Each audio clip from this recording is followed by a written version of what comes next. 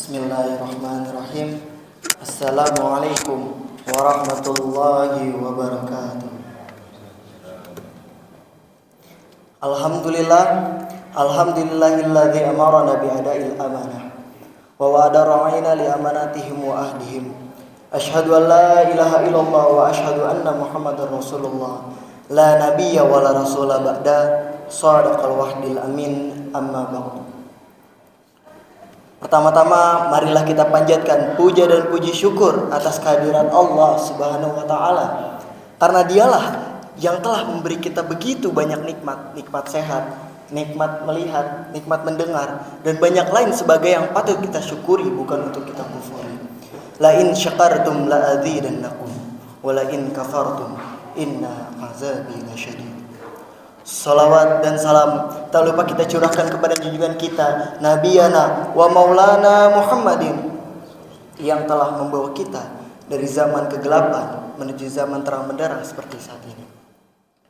Untuk sidang kultum pada malam hari ini, saya akan membawakan judul, yaitu 7 naungan yang diberikan oleh Allah Subhanahu wa taala pada hari kiamat. Hari kiamat itu sudah pasti terjadi.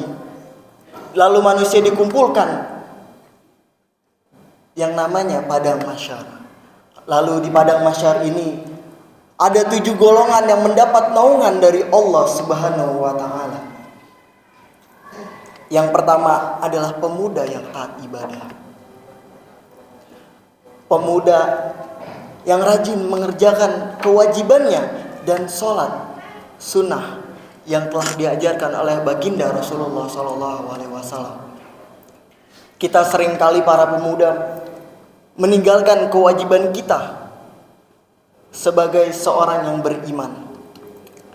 Namun sebenarnya seseorang belum dikatakan soleh. Kenapa?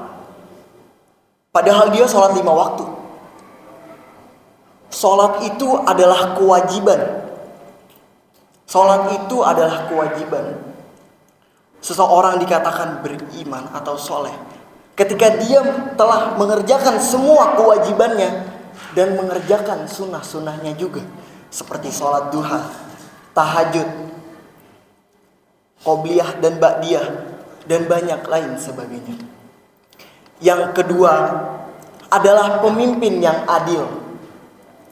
Rasulullah SAW pernah berkata, berilah upah sebelum keringat karyawan kita atau zaman dahulu budak kita mengering dari badannya.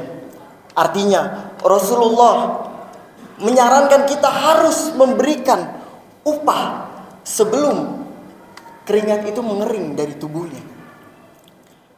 Lalu seorang pemimpin juga harus pandai mengambil keputusan. Tidak semerta-merta dia pemimpin, tapi dengan harus dimusyawarahkan dengan mufakat. Lalu yang ketiga, seseorang yang dekat dengan masjid. Coba kita perhatikan saat ini, apakah anak, bapak atau ibu sudah mendekatkan diri ke masjid? Kita lihat di bulan suci Ramadan ini banyak sekali event-event dari organisasi masjid yang sangat berguna bagi para pemuda. Tidak hanya bagi para pemuda, bagi para orang tua pun sama. Seseorang yang dekat dengan masjid sudah pasti dia terhindar dari mara bahaya. Lalu yang keempat, ada 2 orang yang saling mencintai karena ridho Allah Subhanahu wa ta'ala. 2 orang yang saling mencintai hidup semati karena ridho Allah Subhanahu wa ta'ala. Yang kelima adalah orang yang menjauhi zina. Zaman sekarang banyak sekali kita lihat anak-anak atau pemuda-pemuda yang sudah hamil di luar nikah. Na'udzubillah. Semoga generasi pemuda adalah generasi yang gemilang. Lalu yang keenam adalah orang yang sedekah lalu menyembunyikannya. Manusia terkadang hanya melihat dari apa yang terlihat oleh mata. Kita terkadang melihat orang yang jarang beramal di masjid. Kotak amal selalu dilewatkan oleh dia.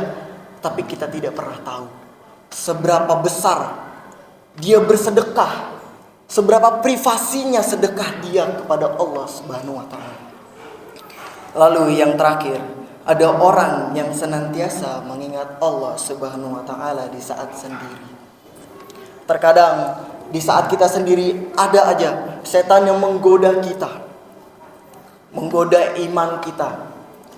Tapi orang yang senantiasa selalu mengingat Allah di saat sendiri maupun bersama, itu adalah orang-orang yang mendapat naungan dari Allah Subhanahu wa taala di yaumil qiyamah.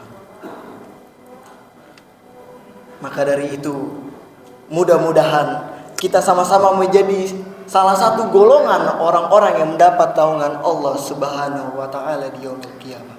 Amin amin ya rabbal alamin. Mungkin itu saja kultum singkat yang dapat saya sampaikan. Kurang lebihnya mohon maaf. Billahi taufiq wal hidayah. Wassalamualaikum warahmatullahi wabarakatuh.